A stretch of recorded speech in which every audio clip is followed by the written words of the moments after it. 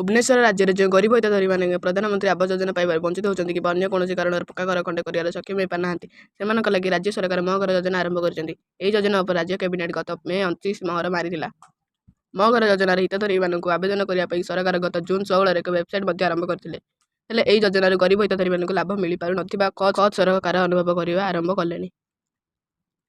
Banking व्यवस्था ही सबुठ बड़ समस्या हो उभा जो लगी सरकार एवं अकल पड़ जाइए। योजना गरीब लोक मैंने लाभ न पाई पारिबा सरकार मुंडे व्यथा एवं बढ़ाई देलानी।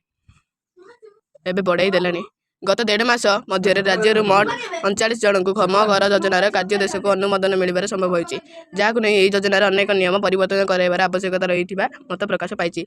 योजना राज्य सरकार 2150 कोटी टंकार व्यय अटकल करथिबा बेले 2 वर्ष प्राय 4 लाख हितधारी मानक घर देवे बोली लक्ष्य कर योजन घर करने लगी हितधारी मानक बैंक ऋण नेबार व्यवस्था कराई।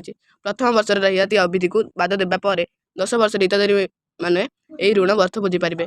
सरकार ऋण अर्थर सब्सिडी प्रदान व्यवस्था करते हितधारी माने बैंक रे निज जमी को बंधक रखी ऋण नेबार व्यवस्था कराई। जमी बंधक रखी घर एतेटा सहज होना बैंक गुड़िक निज नियम बाहर ऋण देवा सपक्ष नहांती। सरकार ऋण अर्थर सब्सिडी प्रदान व्यवस्था करते हितधारी माने बैंक निज जमी को बंधक रखी ऋण नेबार व्यवस्था कराई। जमी बंधक रखी घर कर एतेटा सहज होना बैंक गुड़िक निज नियम बाहर ऋण देवा सपक्ष नहांती। जदि जनक नारे घर जमी रिकॉर्ड थी से क्षेत्र में ठीक अच्छी जो गोटे परिवार 3 ରୁ 4 जनक नारे जमी रेकर्ड रही समस्या आरंभ होती। तेबे 2,42,000 हितधारी मानक आवेदन पत्र मध्य विभिन्न ब्लॉक में मोट 35,000 टी जांच कर बैंक गुड़िक पठा जाए जो राज्य में मोट 29 आवेदन पत्र को एपर्यंत अनुमोदन मिली।